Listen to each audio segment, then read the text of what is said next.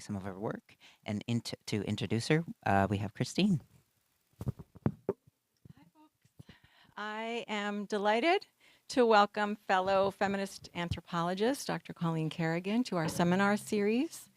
Dr. Carrigan comes to us from the University of Virginia, where she is an associate professor in the Department of Engineering and Society. Prior to her arrival at UVA, Dr. Carrigan was an associate professor of anthropology and STS at Cal Poly. Some of us might want to talk to her about that.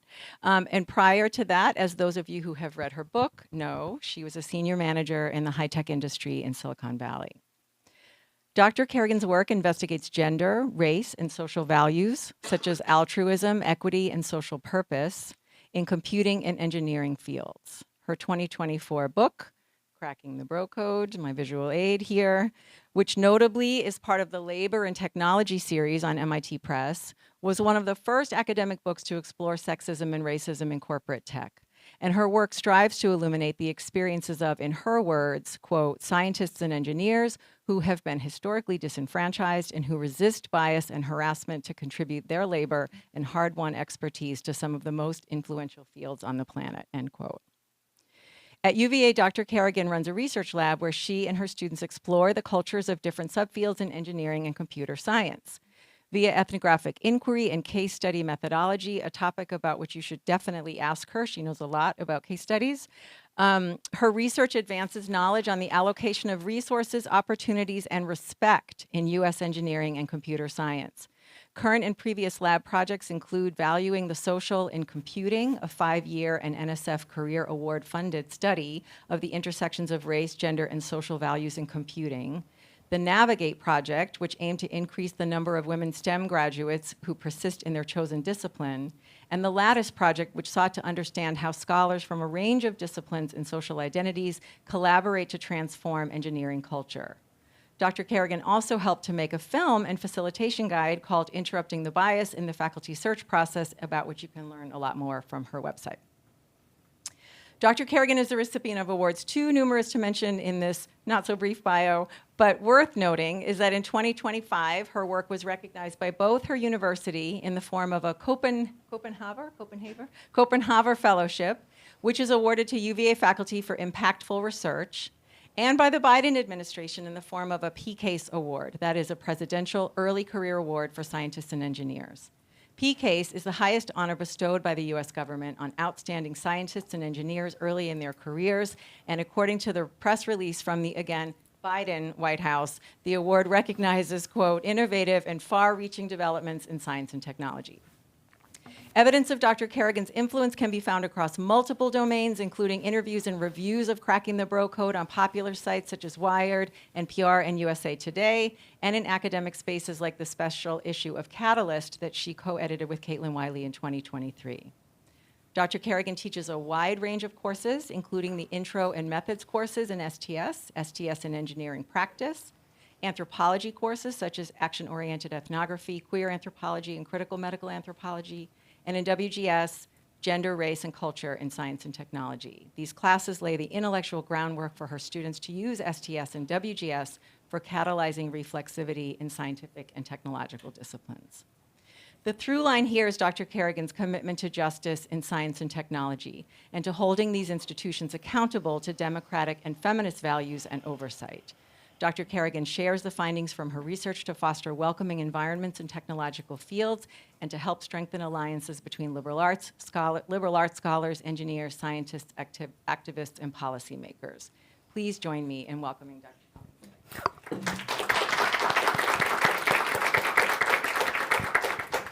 Thank you, Christine. That was so generous. I really appreciate you. And thank you all for coming here today. Thank you for inviting me. Thanks for Leiden for welcoming me and being my guide today. Lyndon, excuse me.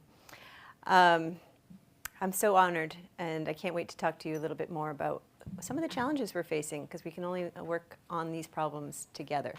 So I understand I have a little bit of time today, so I think I'm going to speak for about 45 minutes or so, and then we'll have 45 minutes for Q&A. And I'm really eager to hear your thoughts and feedback on Cracking the Bro Code.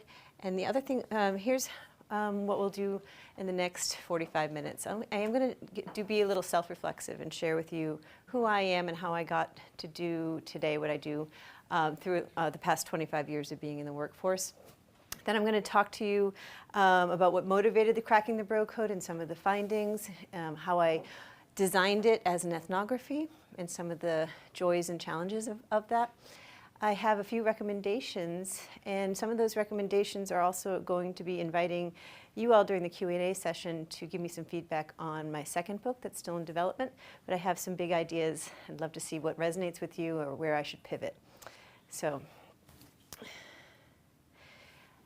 I got my undergraduate degree in Massachusetts, and I decided I wanted a little bit of a different culture than the one I had been raised in. It was pretty homogenous. So I got in a Honda and drove to Seattle, and I got a job right away at a pretty famous high-tech corporation. And I spent a few years working there and hit my head pretty hard against the glass ceiling. And so I decided to go back to school to get my doctorate at the University of Washington. In order to put myself through grad school, I got a research position at the University of Washington Advanced Center for Institutional Change. And that was an NSF Center grant from the Advance program that was to advance women faculty members in science, technology, engineering, mathematics. So as an anthropologist getting my degree, I was also on the front lines of trying to help disenfranchised group members trying to make it in the faculty world and succeed and be retained. So I had been, and when I was an undergraduate, I had the most wonderful experience interning at the Women's Bureau of the Department of Labor. And that's when I really became passionate about women workers. And I had both qualitative research and a lot of statistics from the government at my fingertips. So when I got to UW Advance, I was seeing some of the same problems that women were facing, particularly in academia and particularly in STEM. So women in non-traditional fields was something I could take my experience from the Women's Bureau and apply it in my graduate work as well. Then I went to, in my first faculty position, I got to work at a polytechnic. So I had a lot of experience working with both students and faculty at the, in engineering. So I really could, again, be in an organization where engineering was central and where change agency had some challenges as well. So I got to apply a lot of the work that I had been doing for years in my faculty position. And now I'm at the University of Virginia, and I'm in a department called Engineering&Society, and we're housed in the School of Engineering and Applied Science.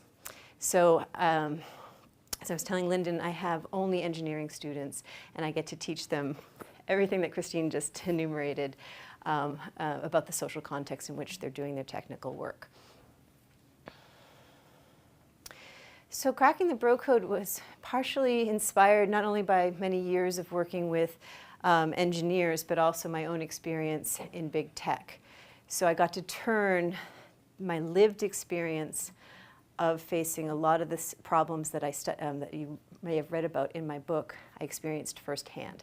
So as a feminist ethnographer, I tried to put myself in the same plane as my research participants to make sure that any vulnerability I'm asking of my research participant, I'm also sharing.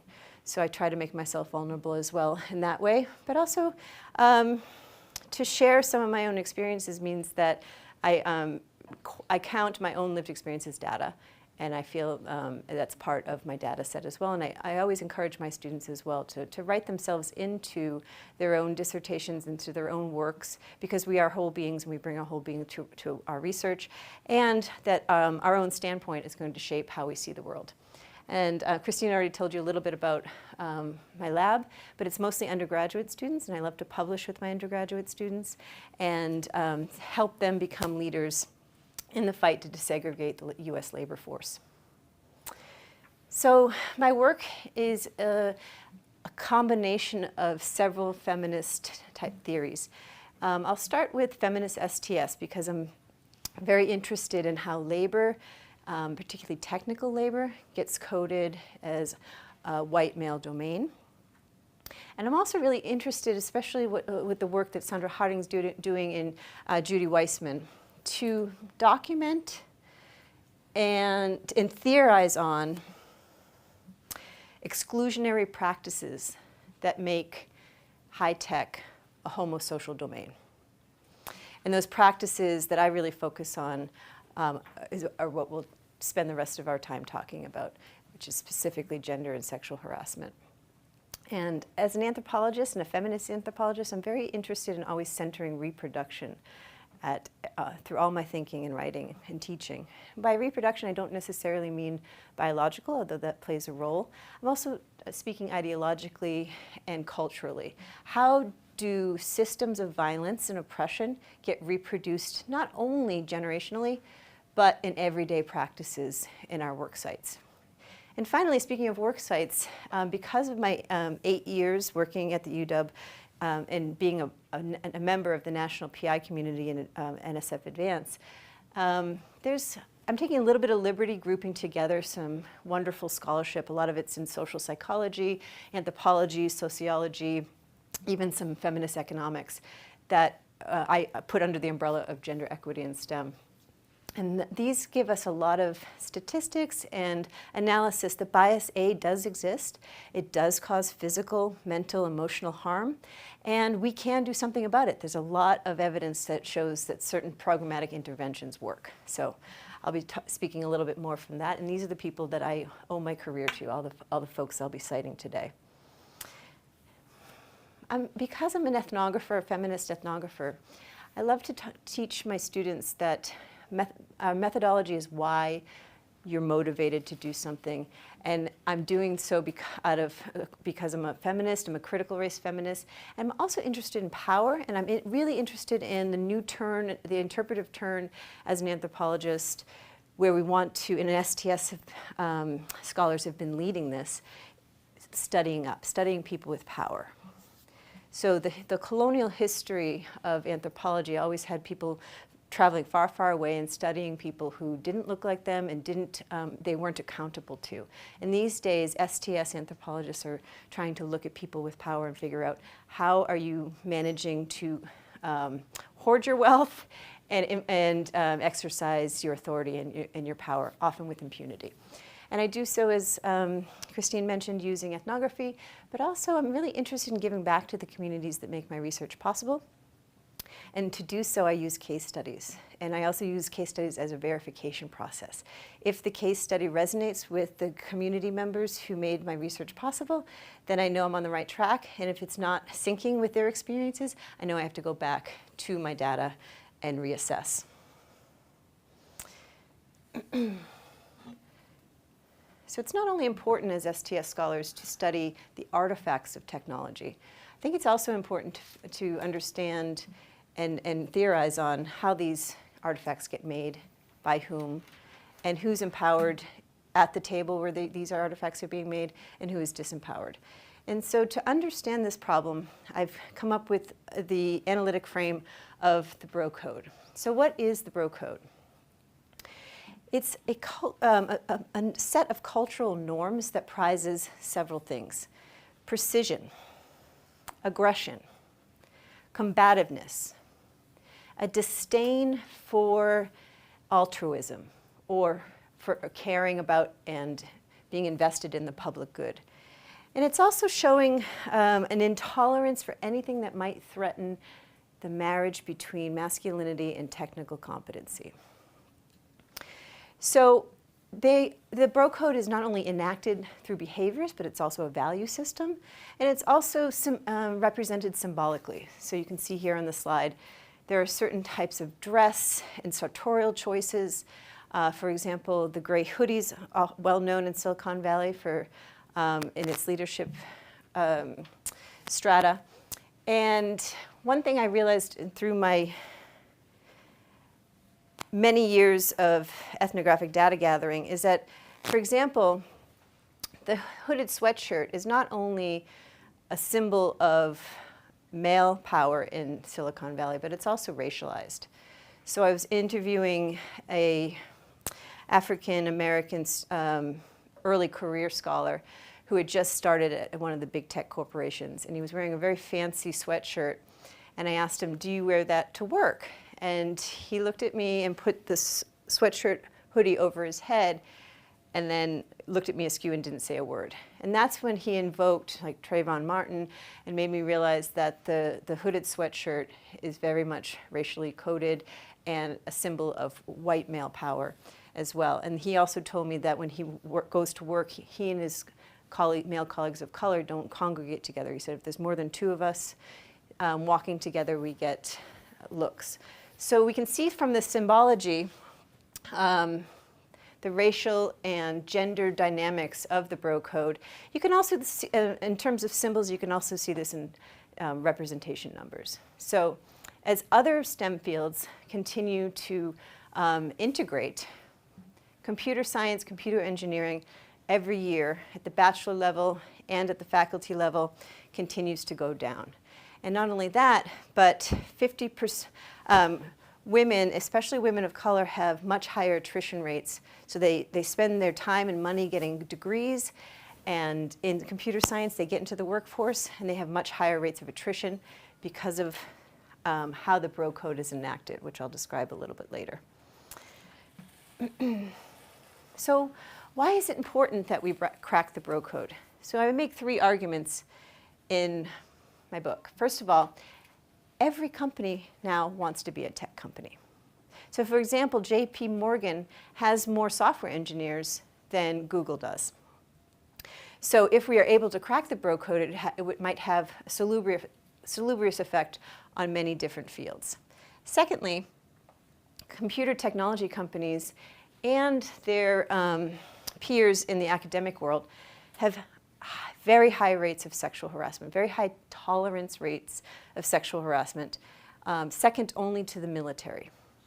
So if we allow these fields that have such great influence to continue to remain segregated, we are impeding racial justice, feminist justice, but also we're barring people from leadership and from accumulating generational wealth. And finally, I'm also worried if we're denying a large group of the US population the ability to contribute as a leader in this high-tech world, then we're also going to see a rolling back of a lot of the social justice wins we've had over the past 50 years in the US, and we're already seeing that already. So if we want a more egalitarian world, I think we should think about what role women, non-binary practitioners, and people of color play in that economy. So when I talked to my participants for this research project, many had different approaches to being targeted by sexism, homophobia, and racism. Some folks internalized it, and you can, has anyone ever heard of the imposter syndrome? So I would say that the imposter syndrome is an internalization of external biases and discriminations. Some people, I would call them gender agnostics in the Bro Code. They desensitize themselves and they say they don't see gender. And so they just put their head down and get the work done, and they don't worry about it as a protective measure. But the majority of my participants critique the problems that they're faced with and the violence that they have to mitigate in order to maintain their job and to have subsistence. And also to invest in their career. And also the majority of them not only criticizes individuals, but they're collectivizing around that. So because of my long-term standing in participation in the NSF Advanced PI community, I was able to have informal conversations over many years with hundreds of people who are collectivizing to in the broader social movement to desegregate and STEM to broad participation in these fields. So I'm very honored and very grateful to the people who participated in my study, but also helped inform my theoretical sensibilities so I could analyze those experiences. Very significantly, the entire Center for bless you, Institutional Change is centered around not fixing the people who are targeted by gender violence, and rather than fixing the system. So it's really about institutional change, not blaming people for not fitting into organizations and institutions that are rife with inequities and violence. So I mentioned before, you can see here in these statistics here that representation of women in disciplines, this is at the bachelor level, is very uneven. And you can see at the very bottom of the scale here of this chart, computer, electrical, mining, and petroleum have the least amount of folks. So the reason why these numbers are so different across just engineering fields is in part because of sexual harassment. And it was so, for years I had been working on this problem, and my peers, particularly the ones who have degrees in engineering, really just wanted to stay in the shallow end of just talking about bias. They called it unconscious bias. I'm not a fan of the term unconscious because it really lets the person, including, I believe everybody has unconscious bias, kind of lets us off the hook for not interrogating those biases that are activated. But sometimes if we have change agency skills, we can interrupt those biases from being applied, from applying them. So I was so heartened in 2018 when the National Academy for Science, Technology, Engineering, and Medicine came out with this lengthy, in-depth report about how common sexual harassment is and how it hurts women, non-binary practitioners, genderqueer folk in different ways. So for example, women of color face higher rates of sexual harassment, and they also face, they're also less believed and less credible when they report. So even though we need more women in STEM fields, one of my senior members of the leadership community in computer science that I interviewed, she was able to influence President Obama in 2015 as his advisor. And so right before he went on stage here at the White House Forum on Women in the Economy, she pulled him aside and said, don't just say we need more women in STEM because other fields are desegregating. What you need to really focus on is computer science and engineering, which is stubbornly segregated. And he took her advice and mentioned that we really do need to focus on these high-tech fields. Other fields are doing something right. Computer science is stubbornly segregated. So here's where I did my multi-sited ethnography, those of you who are familiar with Gusterson. I did polymorphous engagement often, and I really decided to go for it when I studied up. So I studied some of the most wealthy companies in the world, and I also looked at the top 20 computer science and engineering departments in US higher education. So I'll cover just two of my major findings with you today, and I'd be happy to talk about other findings during the question and answer session. The first finding I call the contradiction of care. In particular, I am questioning the very expensive, inexorable public relation campaign of big tech corporations that say they are socially revolutionary and they're going to change the world. Because what happens is this mythology about social revolution, it bamboozles the public, but it also is a bait and switch for those of us who want to use our technical skills, who want to use our intellectual resources to serve the social good, to contribute to public welfare. And when you get in there, you find that that was just a myth.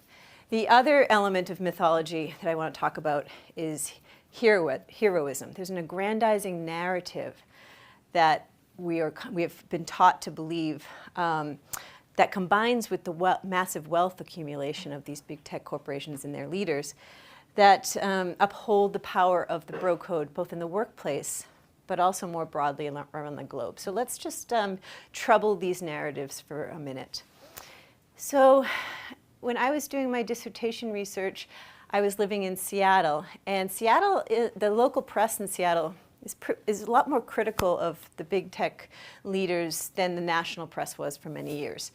So this is an advertisement that Microsoft takes out every single year, a full-page ad in the Seattle Times newspaper every year to reward some of their technological specialists.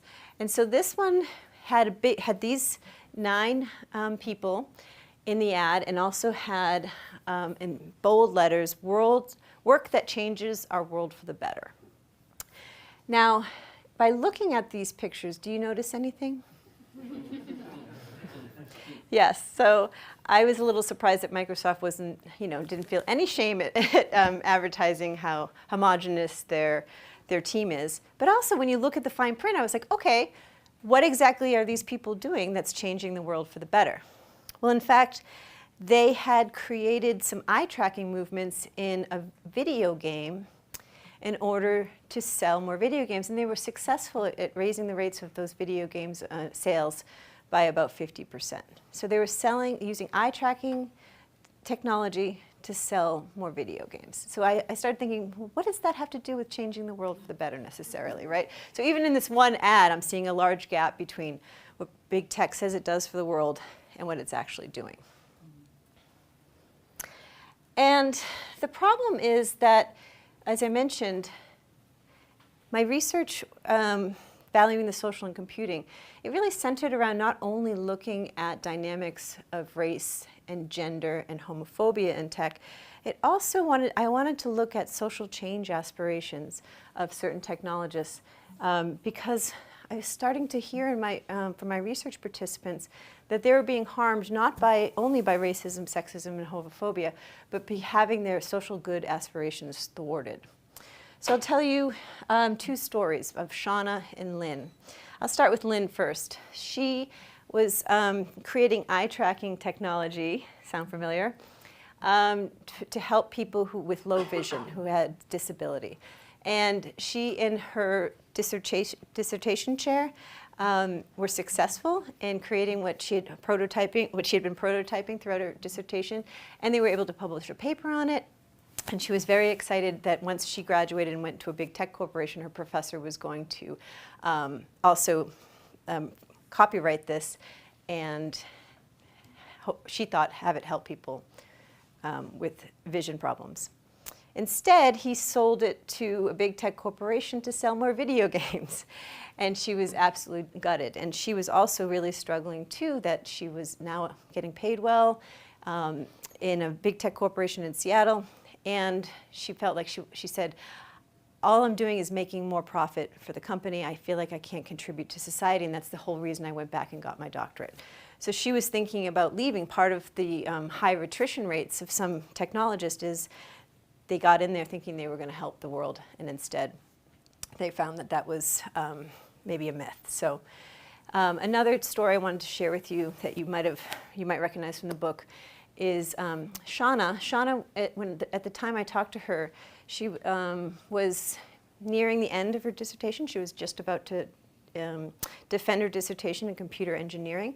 She was a transgender woman who had overcome quite a bit of not only harassment and homophobia, but also was also disabled herself.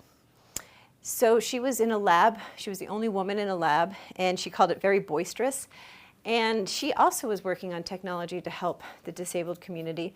And every day she went in and they made fun of her, and they had a nickname for her called Accessibility Bitch.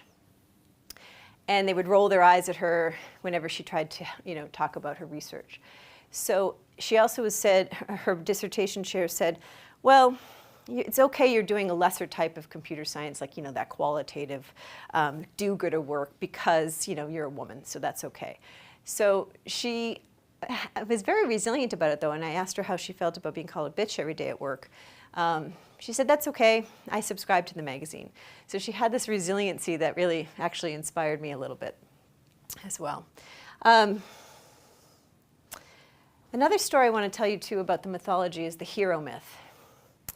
And that's related to my second finding related to labor. And so oftentimes we believe, or the public relations campaign that big tech bosses sell to us is that they're a higher level, a superior type of human, almost like a priest, and their workers who look like them are acolytes. And some of them really perform this at the workplace every day. So I talked to a very senior male at a company called Transco. And he said he had two teams. One was a hardware team, one was an software engineering team. The software engineering team was run by a woman and was 50% men and women, and the hardware team was all men. And so right before a big launch, the hardware team said this very senior manager, the hardware team would find a bug and want to hold up the timeline of the launch in order to fix the bug. And when he said no, they would then stay in the office 3 or 4 nights in a row, not shower, not sleep, build pyramids of Mountain Dew cans, and deliver heroically on time.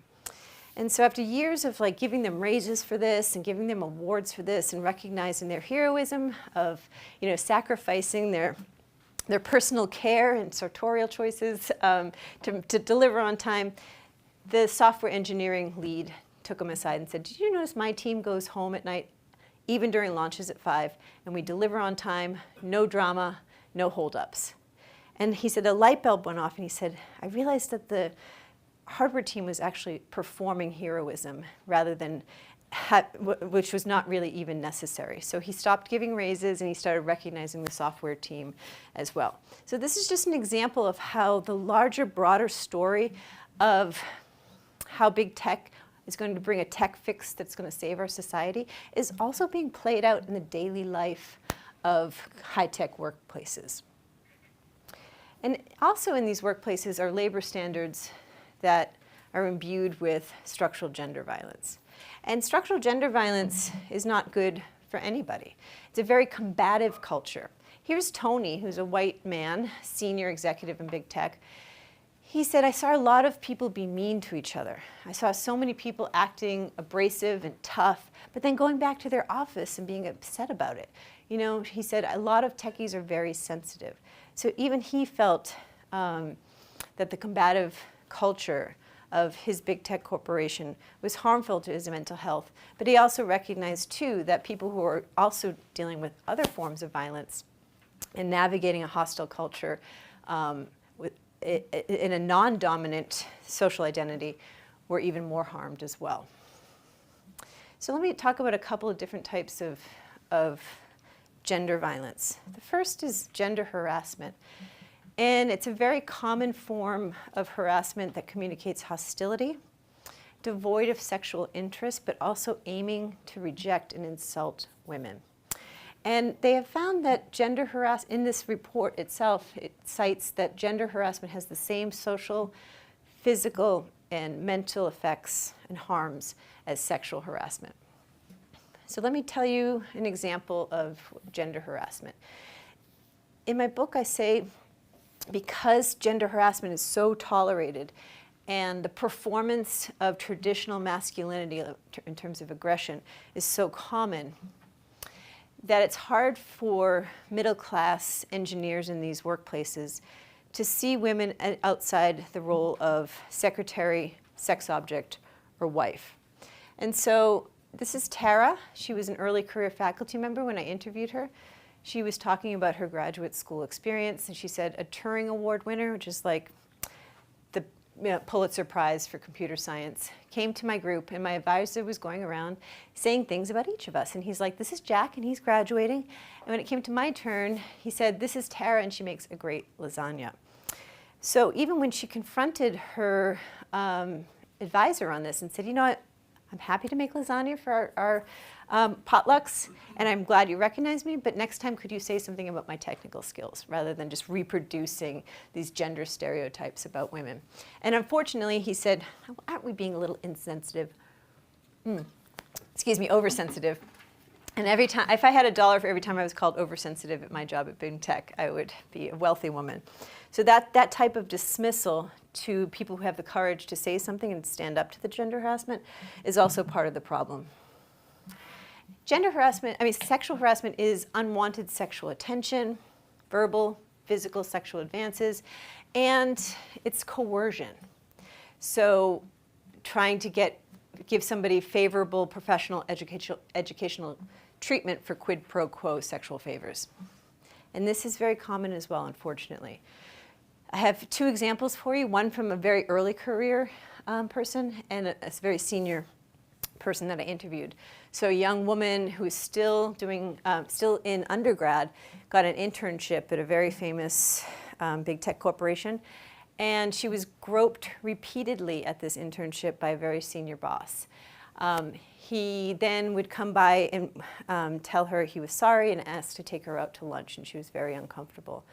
But then a very senior member of my research sample said a male student was stalking her, and when she brought it to her chair's attention, he called her a bleeding heart liberal who deserved what she got.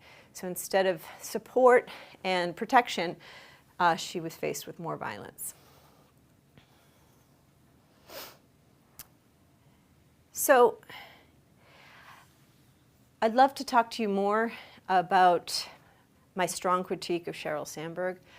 I think she's a vicious capitalist, and I don't admire her at all. But years ago, I got to see her speak at the Grace Hopper Celebration for Women in Computing. And she was saying that she went to Davos and wanted to start speaking about gender discrimination, and her lawyers told her not to because her male peers might sue her. So she was very proud when I saw her speak, say, I told my lawyers, if someone wants to sue me for talking about gender discrimination, go ahead. And we're seeing this a lot today when people are brave enough to come forward and report being targets of violence. They're often met with slander lawsuits. So it makes it even harder to speak out about this. And so at the time she said this, the same year she was named by Forbes the most powerful woman in the world. So when the most powerful woman in the world is being told to be silent, it makes me worried about the rest of us with a lot less power. So let's talk solutions. How are we going to crack the bro code? Here are my few recommendations, and I'm going to start with some composite characterizations I've made of people who are bro code enforcers. Now, the very first one, I want to make sure we understand that the bro code is enforced not just by men, but by anybody who is not brave enough to stand up to the bro code and who tries to conform to the bro code for their own personal enrichment and their own career aspirations. So the very first bro code enforcer that I have a lot of experience with is the ladder kicker. So the bros, the tech bros and their supporters, their adherents, understand that women and non-binary practitioners can only be tokenized in the corporation. So there can be one leader, but not more than one, right? So a lot of women who do get a foothold in the C-suites of these big tech corporations will try to bar other women from coming up behind them, and they'll kick the ladder out from behind them. And I experienced this personally, and I heard many, many stories about this. So it's this recognition that, again, it's not 100% segregated, but women and queer people can only be represented in a token way. Another enforcer is the obstructionist, the person who rips apart to shreds any idea that's brought to the table. And this is part of where big tech have their conference rooms are often labeled war rooms. And the obstructionist is leading the way here. They're saying, you know, your ideas are shit, that is stupid. There's no like brainstorming. It's all, they use this term precision questioning that's actually taught in some of these companies to have people drill down on others' ideas to try to fix any bug or any element that's not logical. So I'll give you one story of the obstructionist. Was screaming at one of his board meetings. He's one of the most famous men in the world. He would recognize his name. And he's screaming at his board meeting about how stupid these other people's ideas were. He's like, I just want to roll them up into tiny little balls of shit and throw them at you.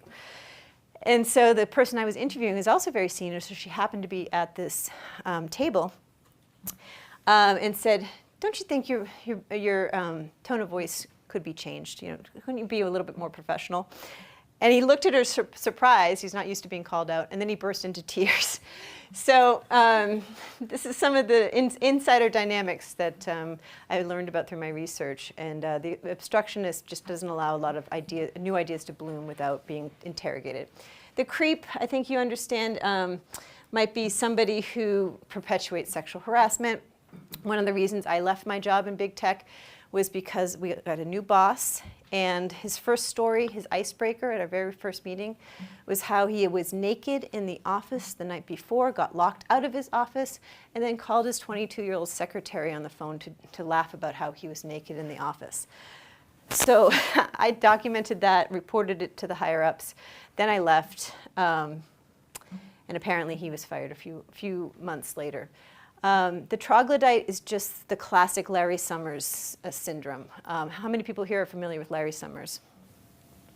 So in 2005, he was the president of Harvard, and he hosted 200 change agents who are interested in broadening participation in STEM, including some of my very senior mentors. And he said that some of the reasons why women weren't well represented in STEM is because of innate abilities. So he is a perfect example of the troglodyte, somebody who has these regressive politics and brings them to the workforce that keeps STEM segregated. And then the high priests of tech, they believe themselves to be serving at the right hand of these divine leaders. And they act like, we used to joke, I was on an interdisciplinary team, I was a project manager. And I was the only woman on the team, but me and the rest of the team got along great, and we used to call the IT guys high priests of tech, how they lorded their knowledge over us. So we have to be aware of these folks so we can try to navigate around them. And I'd also like to propose that there's two types of people who study and who want to make social change in high tech, and those I call tech persisters and tech defectors. Tech persisters, those who are brave enough to stay in these fields and try to make their way and make their career in these fields, even despite some of the violence that they face. And some of us, like myself, defected from tech. And so now we're in either nonprofit organizations or academia, and our wages don't depend on big tech. So we can make stronger critiques, including critiques of capitalism and the global stratification of labor in these fields.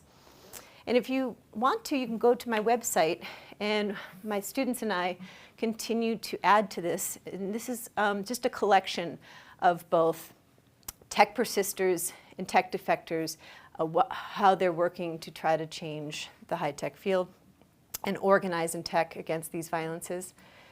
But I also think tech journalists are doing a fantastic job of getting us insider knowledge about how these work sites work and how money flows in these corporations.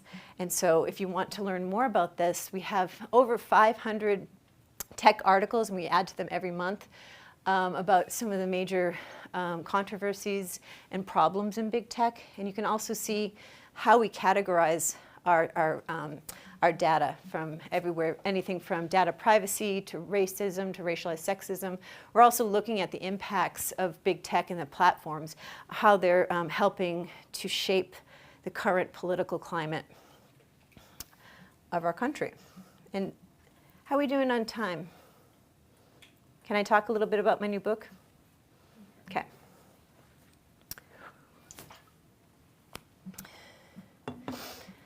So I spent many, many years studying the middle class of high-tech organizations. So like the middle rungs. But now I really want to go for it and study up and look at the big tech bosses. So especially now that speaking out about gender violence has become more and more dangerous. My grant that Christine told you a little bit about was canceled by the free speech absolutist richest man in the world, Elon Musk. The NSF now bars anybody applying for, sending proposals to the NSF. You can't use the word woman, queer. You can't use critical race. You can't use even the word broadening participation anymore. So I realized the stakes are really high, and people were telling me not to speak out, and I've decided I'm going to anyway and really take on the tech tyranny that is shaping our world. What I'm interested in, so I've been really focused on computer work sites, and I don't want too much to get into the commodities in the platforms. There's already a wealth of scholarship of STS scholars who are doing great work at that. But I'm really interested in the moment that the tech consumer, by using the commodity that's produced by high tech, becomes an unwaged worker. So there's surveillance mechanisms of these platforms is basically how they make money, and our own data, behavior, our movements, even our heart rates are being collected in order to make profit. So that moment where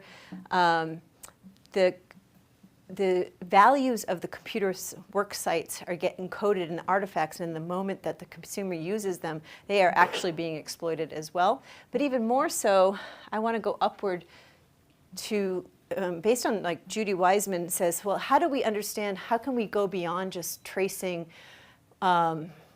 movements or people or actors in the network that exist? How do we account for dearth and absence?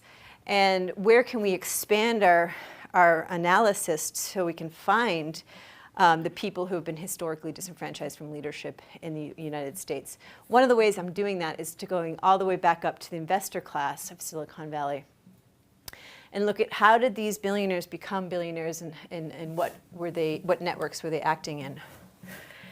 So here you can see some of the more famous bro code bosses. Some of the bosses who, many of these men are billionaires. Two of them are academics. I want to make sure academics are not off the hook here in my analysis, including Marvin Minsky, who's known as one of the godfathers of AI. He used to call humans meat machines. He's also been credibly accused of pedophilia. So what do these men have in common in terms of, remember going back to looking at the Silicon investor class? They all have ties to Jeffrey Epstein. So I have been thinking and trying to theorize on these ties. All of these men are known associates of Jeffrey Epstein that have been published in the New York Times and in Washington Post, going all the way back to 6 years ago. So I made this slide almost 4 years ago, and I presented it at a conference, and someone asked me, "Are you a conspiracy theorist?"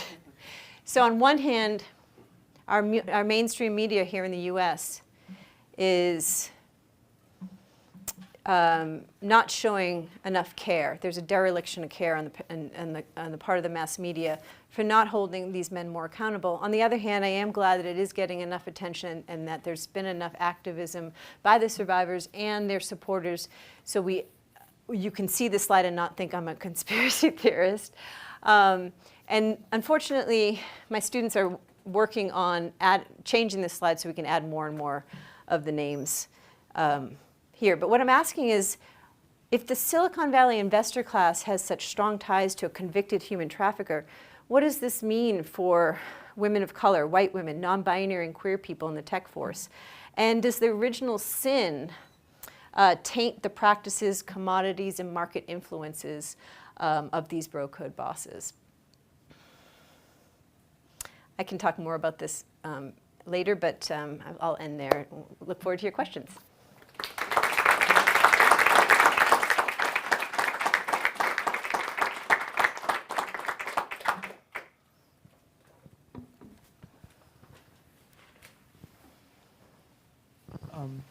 Hi, my name is Andrew Rosenthal. I'm a third-year PhD student in the STS department. My question you touched on capitalism a little bit, and my question kind of relates to how much of this is because of the underlying systems of capitalism, of private ownership of so much of our platforms, and specifically how open source software, more community-managed software, without that profit incentive, could alleviate these problems, and how much of a conversation about gender equity in tech can be had without eventually bumping into the private ownership model in a capitalist structure. I agree. Yeah, that's a great question. The only problem, though, is, and maybe you know more about this than I do, is that the open source computing world is also very sexist. And even though we have a lot of commodities to thank for not turning publicly funded technology into proprietary technology, I still worry about the people that I interviewed who were participating in the open source community who felt they were being smeared by homophobia or racialized sexism. So I think you're absolutely right, though, that the fact that our tax dollars funded what we now know as the internet. And this wealth accumulation has only continued and gotten worse because of the massive amounts of lobbying and putting politicians in these big tech bosses' pockets has allowed the public to be further exploited, and it made us much more vulnerable of having oversight of these companies. So to your point about the commodities being proprietary, I would like to see them broken up. First of all, the monopoly is too strong. So Zephyr Teacher, I believe their last name is Teacher, break them up, I think is a book everybody should be reading about how we can pressure our representatives to not only regulate, but to break these companies up, to stop having a chokehold over the media we consume, the entertainment we consume, and hold the news on the.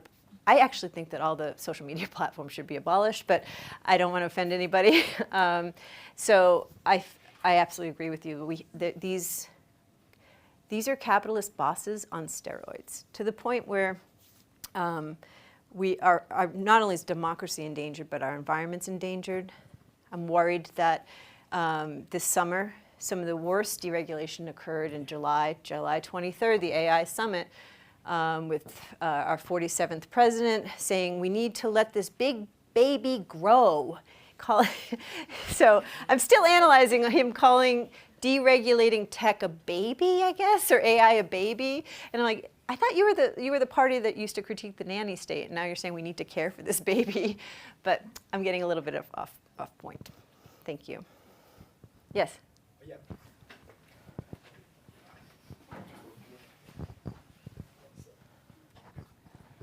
Yeah, thank you very much. This is a very insightful and enlightening talk. I'm super interested in your description on how those high-tech practitioners, they are, especially the middle-class practitioner, their trajectory from laboratory to the workplace, to the high-tech company. Because for me, it's like you not only learn how to code, but you also learn how to bro in a lab. So. Okay, sorry. That's just my that. Learn how to bro. My weird interpretation. But yes. I mean, I want the to hear. Performance of masculinity is very broy, right? Yeah, I want to hear more about this kind of learning. What's called learning to bro, or because it kind of made me think about this kind of learning to labor, and this kind of you kind of being embodied of this whole culture of masculinity, culture of heroism, and then it will lead to overwork. And it's also not only in high tech, but also in the chip foundering, all this kind of. TSMC culture or other kind of, it's also embodied in the East Asian culture, like the Japanese culture, Korean culture, Taiwan culture. So I would just want to learn more about how do you, what do you see the trajectory from their lab as an incubator or as a place for they to learn all the good stuff, but also a lot of negative things, and then it will be develop in their workplace. Thank you. I really appreciate you bringing up the culture of overwork. So when I was in big tech, we used to joke that you had to be there for like 12 hours, but you weren't working for those 12 hours. You were more performing the work. And in that performance, there was a lot of, like you said, learning the bro code. So in order not to go crazy, people were taking breaks and playing ping pong and going out. There's a lot of drinking. Drinking culture is really part of the bro code as well, and the culture of overwork, just to blow off steam afterwards. And that's where a lot of sexual harassment happens, either at conferences or in those, not even happy hours, but after you get out of work around 9. We used to joke about you had to perform, live to work, not work to live. And so one of my participants, who I already cited or already quoted, his name is Tony. He was saying not only was it really hostile, but the long hours were really part of what made the culture so homogenous. So he actually had to leave because his wife no longer wanted to do the majority of the work in the home. So Joan Williams calls this the flow of family work. So one of the things I think that big tech depends on is their workers having that flow of family work so they can have a family but still spend 90 hours in the workplace. And so that's very gendered as well. And if you're not willing to do that, whether or not you have children or not, if maybe you just have other hobbies. So a lot of the women I talked to that did succeed, they had two things. They had some type of hobby outside of high tech, whether it be trapeze artist, race car driver, horseback riding, pottery. But every single woman I talked to that was mid-career or higher, if they were heterosexual and they had a partner who said, your career comes first. There was not one heterosexual person I talked to who was partnered who was like, no, we'll be flexible with your career too. No, it takes, you have so big tech does require that type of commitment and also for a lot of the black women I talked to, they were having trouble being retained and because they wanted to not only have their technical skills serve the social good, but they wanted to give back to their community of origin. And they felt really upset to have to find a job away from their community. So having to move in order to, so I'm trying to answer your question about the workplace, but finding the right workplace for you too, where your family or your community is not in your backyard, is also really, really tough. And it was mostly the black women who brought that to my attention in my work. So that performance of masculinity, the culture of overwork is very gendered. And to be honest, what I wanted to get to that point where when you're doing so you're in, say, Google, and they do your laundry for you, and they feed you 3 meals a day. So you never have to leave Google. They even have buses to take you home. But the point really is so you never leave, right? But then when people then have downtime, the people who don't look like the big tech bosses, they felt really isolated. So women, I did a little bit of participant observation at Google. The women were very often the solo group member in the room and then didn't have anyone to bond with for that downtime when they were spending. And like I mentioned earlier, the African-American early career scholar that I talked to also said, you can't bond with people who look like you in the workplace or you'll become a target of harassment. So the bonding is different depending on your social identity as well. Hi, thank you so much for your talk. I really appreciated the slide you had at the end about all of these big tech bosses having ties to human trafficking. Because I think it shows that these values that they have, they trickle down, and it makes sense that sexual harassment and gender harassment is a common issue, even lower down. And you even mentioned disdain for altruism even being very common in the culture. My question is, can a culture a work culture whose roots are so corrupted from the beginning be rehabilitated? Because you mentioned that a lot of people leave also when they realize that it's difficult for them to make a positive change. I just, wondering if you could talk about that. I appreciate you mentioning trickle down. That's really what my next book is trying to show. These values of men who got their wealth, their startup funds from predators, that respect of trading people's bodies in order to make wealth. I think we can see, as you mentioned, in the work sites, but then they bleed into the commodities that we all use. And so the reason why I think we're giving up, my question I have for my second book is, how did we become a part of ceding our privacy? Whereas the Stasi used to put microphones under people's bed, now people invite microphones into their homes. And even though we now know that they are listening to us. So how did that happen? How did we, and part of my thesis is that we've been groomed, and these men learn these grooming practices from the investor class. And now they're telling us that part of the new mythology, The bro code is being scaled up. It's being scaled up beyond just people who have been historically disenfranchised. Now, Sam Altman, for example, just last year, said that his commodity, ChatGPT, is now smarter than any human who has ever existed. So the superiority complex just keeps getting bigger and bigger with their wealth accumulation and their ego. And we can see that by using deficit theory on all of humanity, I think that's a part, you can trace that back to the seed of human trafficking, that some people count, some people don't, some people can be traded in part of a network along with money in order to cement those homosocial bonds. So you asked me the same question I ended with, which is, does the startup funding from human traffickers taint the entire project under which we are all now beholden to? There's really, it's impossible. The coercion that I'm thinking through is coercion. How can we actually say no? When you're in an abusive relationship, you have financial control, people track where you're going, and you face harm for violating their boundaries. Well, so now, what if we wanted to opt out of computer commodities? What if we wanted to not have, our privacy maintained? A lot of us would have trouble subsisting. So I start to worry that we aren't making a full, enthusiastic, consensual choice to participate in the current algorithmic production that these owners of the means of production want to encapsulate the entire world in this sticky web. So yeah, I want to think through it more carefully.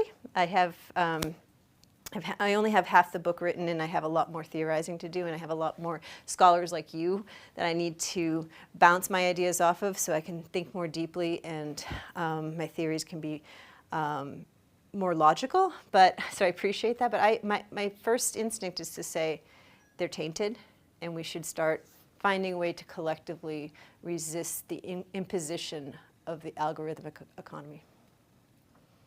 Yes? Hi, I just wanted to piggyback off that question because it was so good.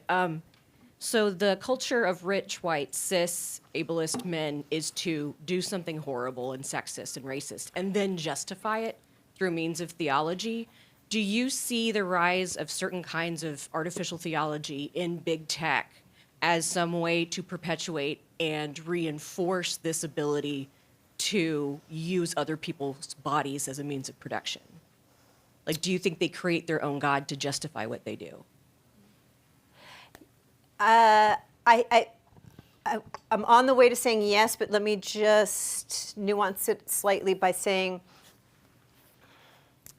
I think what they're doing is they're credentialing themselves, much like how priests in the Holy Roman Empire were considered superior beings that had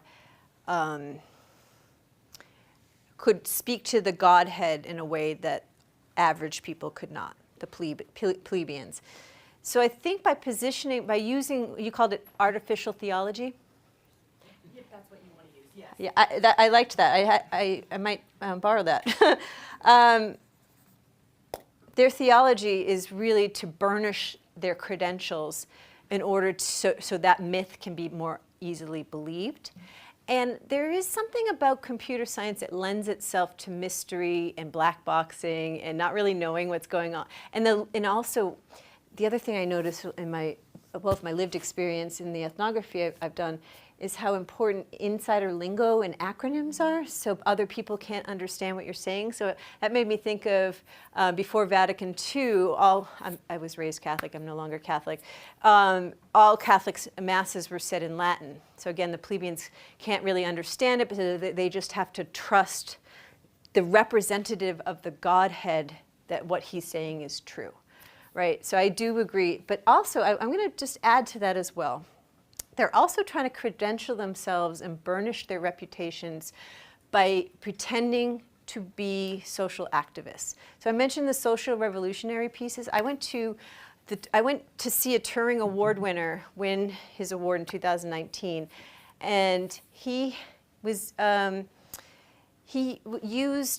paraphrased or twisted a quote from Gil Scott-Heron. The revolution won't be televised. name of his talk, this is the Turing Award winner, one of the Turing Award winners from 2019, was "The Revolution Won't Be Supervised." And he was talking about machine learning practices. And he actually had people breaking out of chains. So what I wrote a paper about called "Revolution Won't Be Supervised: Consent and Open Secrets in Data Science." And what I was trying to say is they're stealing and appropriating the Black Power movement, the feminist movement, the queer liberation movement, and in order to credential themselves, and they're doing the exact opposite, which is limiting options for people, constraining people's lives, and further eroding and immiserating the public commons. So, thank you for this. This has been really fascinating.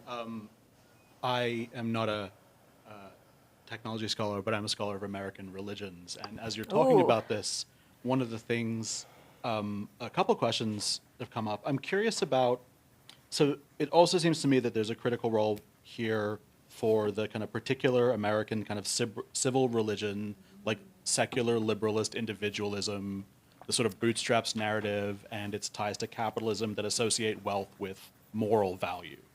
I guess my real question here is, to what extent is this culture distinctly American also? Or in what ways are the particular values of American, like liberal capitalism, et cetera, playing out or shaping the environment that you've laid out in big tech? Thank you for that. I would say the secular liberalism and the moralism it represents in U.S. culture, I think we could be boiled down to one word. And so I am not a religious scholar, so I'm going to just boil it down to one word that is paramount in big tech culture, and that is meritocracy. So you inspired me to think of this because you said pull yourself up by your bootstraps, right?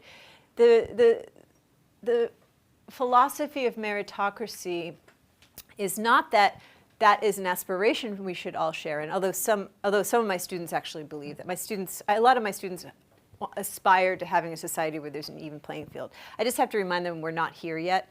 But people in big tech actually believe that they got there on all of their own merit, right? And the most resistance I see when I do these case studies that Christine mentioned with engineering students and faculty, and when I have had the opportunity to go into a couple corporations, is when I challenge the notion of meritocracy, which, yeah, it doesn't get more apple pie American than that. The most resistant people say, are you telling me that I didn't earn what I have? And that's why they get really mad at me. And I'm saying, well, yeah, you had some wind beneath your wings. Some of you are swimming with the current, and some of us are swimming against the current. But if you want to be, part of a broader social movement, then use some of your privilege, or even look into your own social identity, your own world, and see what part of my social identity matrix am I underrepresented? Can I find some empathy there to then be an ally and learn more about what it's like to be someone who doesn't look like me or doesn't have the resources I've had? So I think that's the meritocracy is you'll see now with the far-right administration and their bromance with the technocrats I've been talking about for the past hour and 15 minutes, is that my grant was canceled because it doesn't serve the American dream of meritocracy. That was the letter. They even spelled the word meritocracy wrong in the letter. But they said, by looking out for protected classes, I was going against the American dream. I think I'll just end there because thinking about that letter is really depressing. And then the richest man in the world co-signed off of that. Isn't that interesting? So I have a question. I wonder, in some ways, I mean, this is like a great story about big tech, and you say, this is a story about big tech, but how does it get complicated when we look at middle tech and small tech, and how coders are working in non-FANG entities, and what is the overlap there between like the resistors who remain, and what are the implications when like most of the funding, even for those, comes from the Jeffrey Epstein network, right? So, Venture capital. yeah. Maybe we call it VC, maybe we call it, I don't know, some island. But yeah. So I think there are some tensions there too, but I want to hear your thoughts on that. Tensions between, could you just repeat the tension again? Well, no, I mean, I think there are probably places of resistance happening in little tech and middle tech differently than in big tech. Yeah. That's where I was able to do a little bit more participant observation. I got better access to the smaller organizations, especially in Seattle. And I noticed two things. One, they're willing to hire people without Ivy League degrees, which then opens up the culture to being less elitist. And two, there was definitely a lot more out and proud feminists and queer people. Three, one thing, and you can see this in the book about, I think it's chapter 5, about good allies. I saw a lot more allyship, but again, I had better access to these middle tech. I saw a lot of like contributions being recognized even in the moment of programming, or like there was this big bug I was watching them trying to solve for this launch, and they were working together rather than yelling at each other, which is very different from when I saw it. But also, the person who solved it was very, very down to earth, really shy. And so instead, the leader made sure that everybody who contributed got credit, and then this person got a round of applause too. So it was much more communal, much less cutthroat, much less elitist. And there was also a little less money. But I'm not the expert on middle tech. I think there's a book called Middle Tech.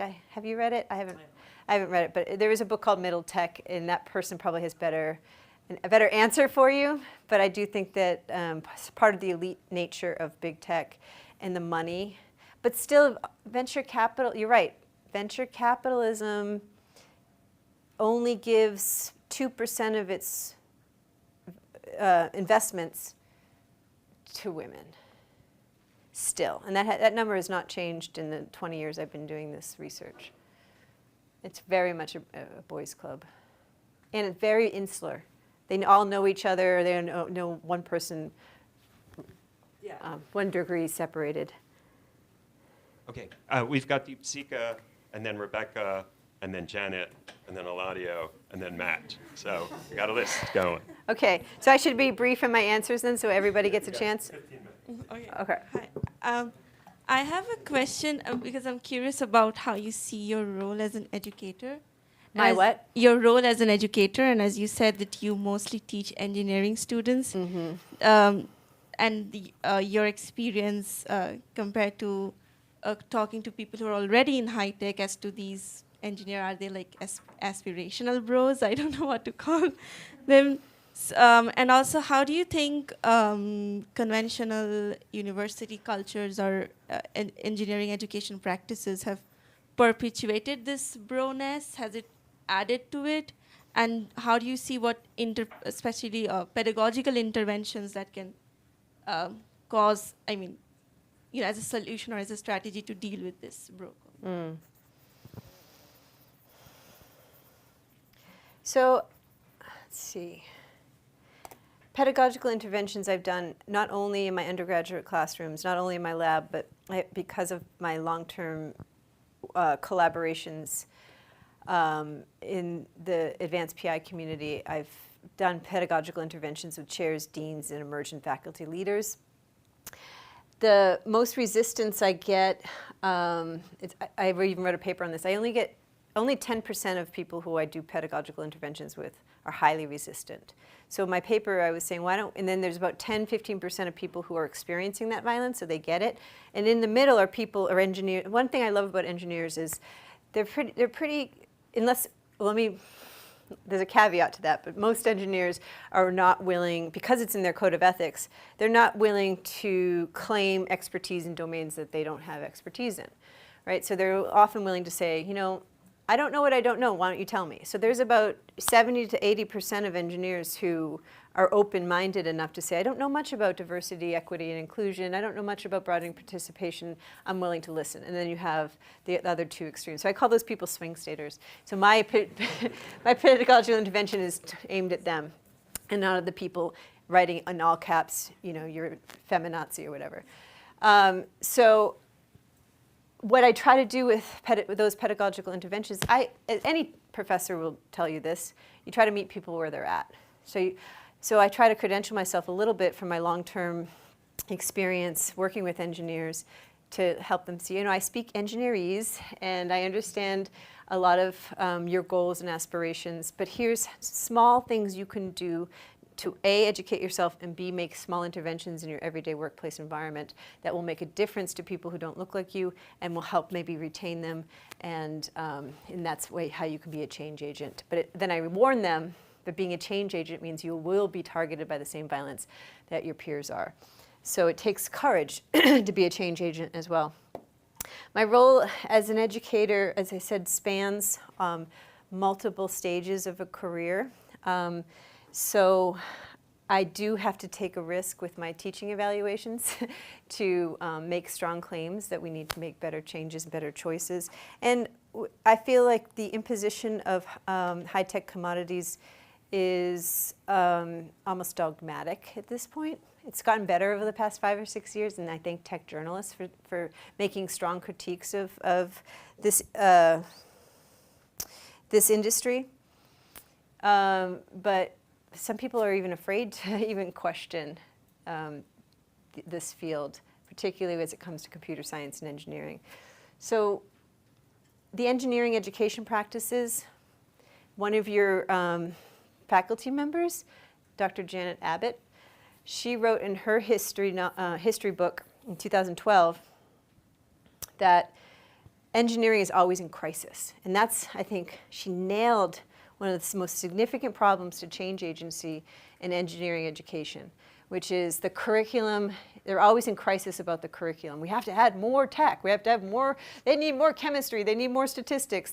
And any interventions like we're trying to do at University of Virginia, where I'm very honored to be part of a STS program that's embedded in the School of Engineering, and the students have to take classes with us to understand the social context of their technical expertise.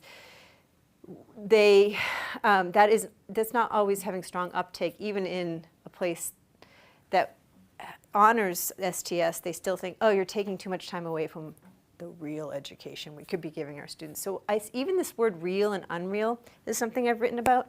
Technical education is real. Liberal arts education is soft, fluffy, easy, worthless. You can read my paper, Majorisms, Neoliberalism in Student Culture, to see how social sciences and the humanities are denigrated. And I think unless engineers and engineering educators are willing to fight back against that epistemic injustice, we're always going to be in that crisis of education. Okay, my name's Rebecca. I'm a faculty member here in the STS department. Hi, Rebecca. And I want to say hi, and I want to say thank you, I think, because it's very hard, always emotionally exhausting to be reminded that you're in not just one, but several abusive relationships. So being a faculty member at a university, being engaged with tech bros, you know, it's always very complicated. And I wanted to invite you to say more about your own experience writing this book and the response you received to it, because you started talking about how you've written yourself into it and you write yourself into your scholarship. How has this been received by the tech bros, by the universities, just kind of what's been your experience? And I just want to say, I had the same kind of panicky feeling listening to that I felt when I was reading The Circle, like that kind of like, you know, involvement. And also the comment from the person at the end of the table when they were talking about the religiosity of it. I'm from California and I've passed by Oracle, I can't tell you how many times, just looking at it, reflecting on the name. So yeah, it's just, it resonates deeply for me, all of the things that you said, even though this is not my field. So I just wanted to invite you to talk more about your own experience, having written this book, and any backlash or uptake or whatever that you want to talk about. Thank you, Rebecca. I'll start with the blessing of it all, which is I happen to be educated by brilliant people like Dr. Rachel Chapman, who's a critical race medical anthropologist who taught me about self-reflexivity and introduced me to STS scholars like Diane Forsyth, who use self-reflexivity, use their own lived experiences as data. So autoethnography has actually been wonderful to me for healing from the trauma that I experienced in big tech. And the fact is, I am a tech defector, but because I'm still navigating this world, I still have to deal with some of the things I thought I left behind.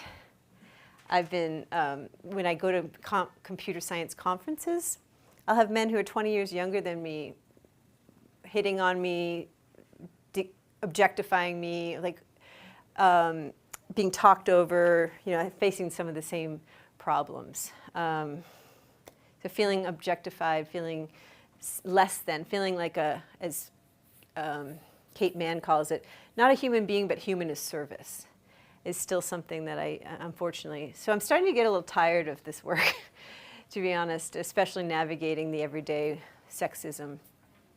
But the joy for me is it is healing, because then I can, every time I experience sexism, I can turn it into data. And I do.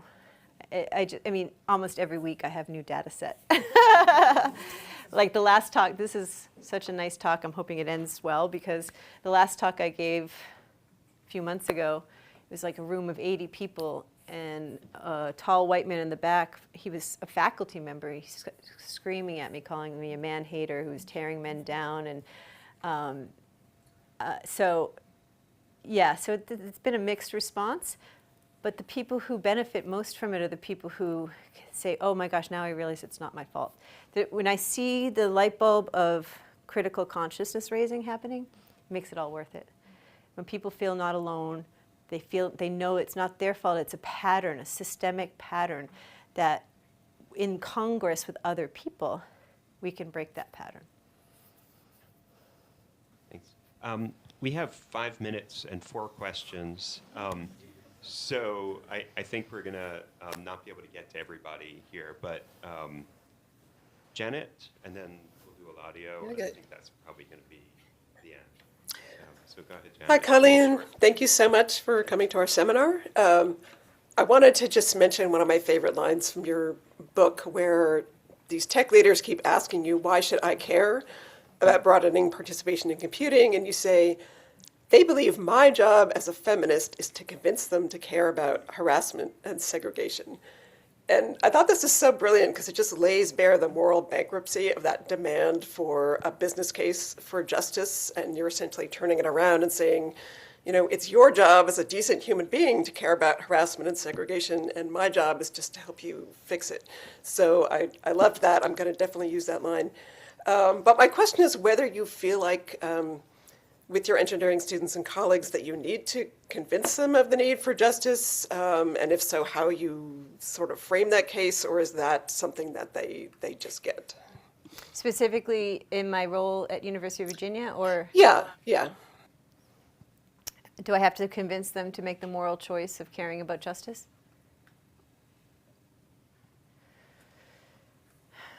I think the problem is that most of my students over the course, since I've been a faculty member, really do want to change the world.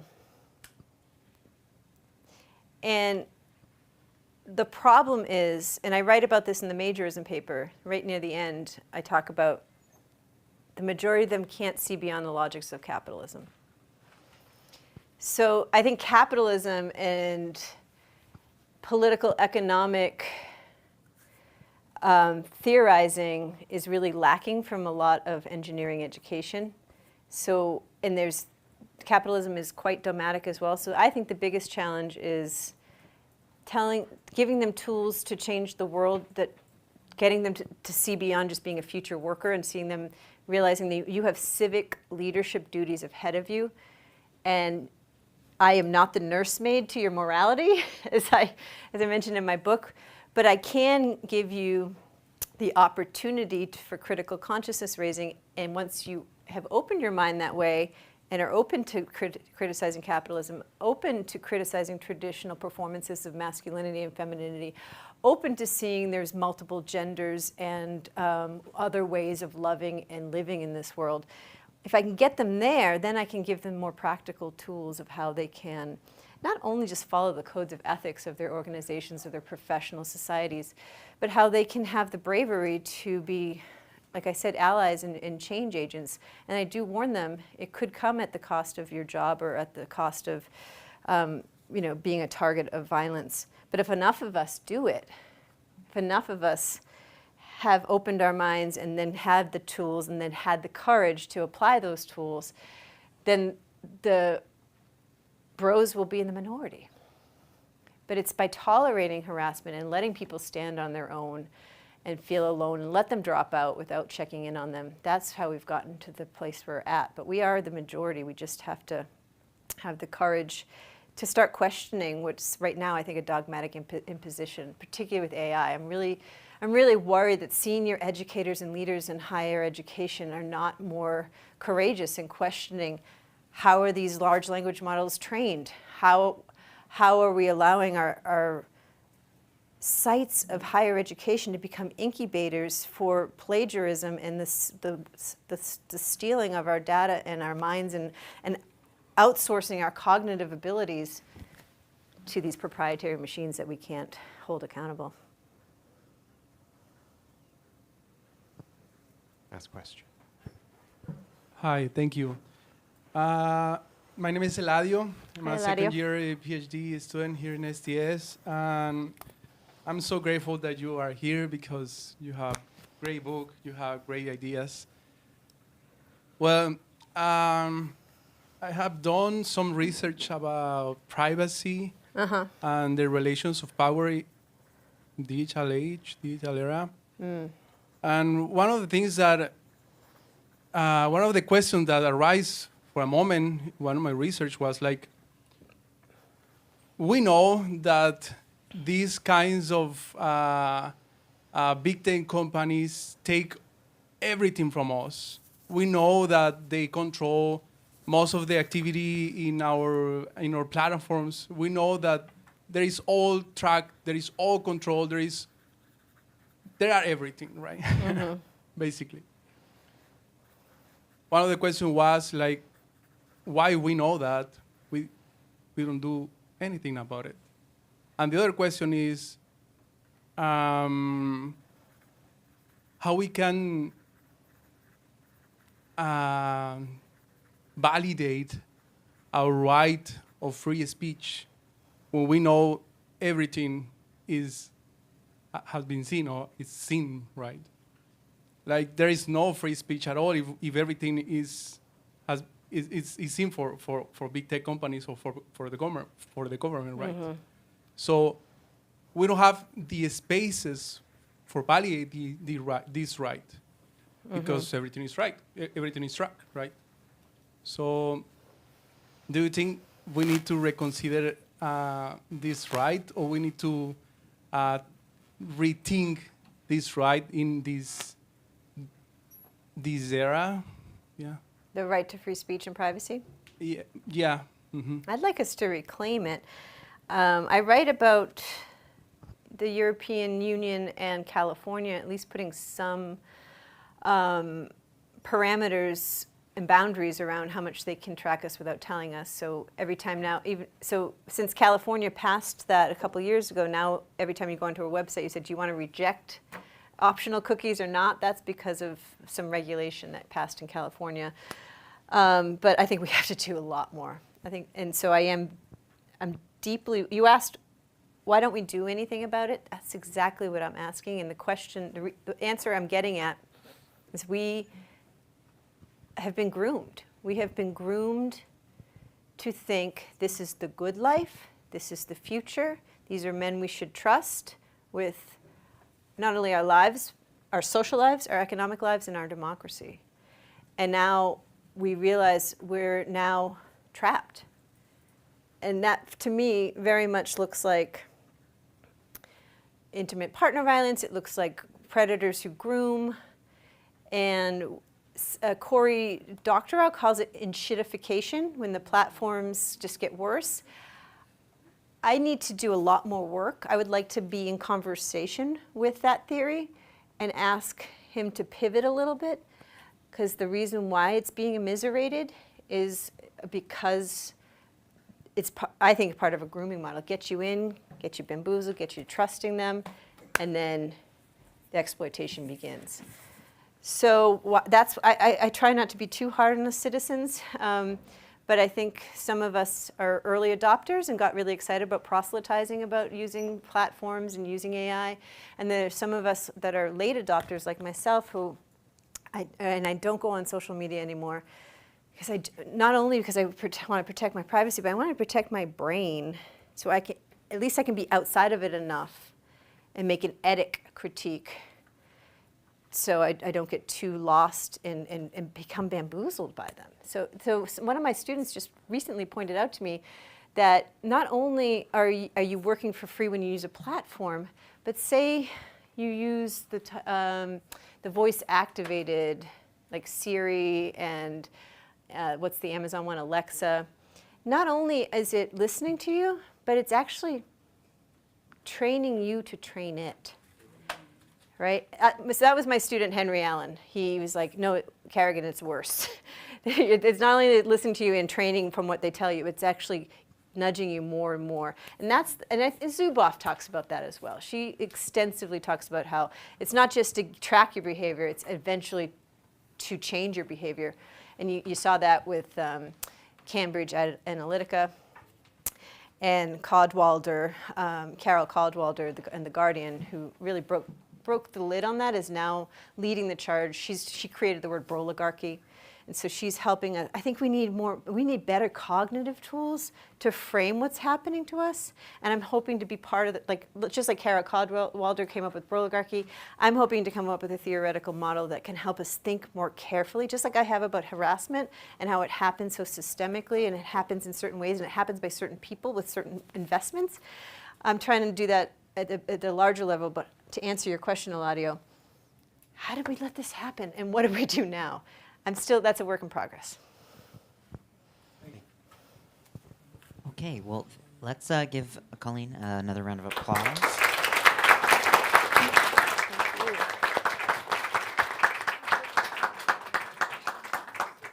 So we have a more informal conversation we're going to go into here now that's sponsored by WGS. You're more than welcome to stay online if you like. We're keeping that open, or you can stay in the room. But before that, we want to give Coleen just a little bit of a break, so we'll probably come back around like 3:15. But if y'all can't stay for this or online, if you're in Blacksburg, we're going to be getting together at Eastern Divide this evening at 6 o'clock. So come if you can. All right, thanks.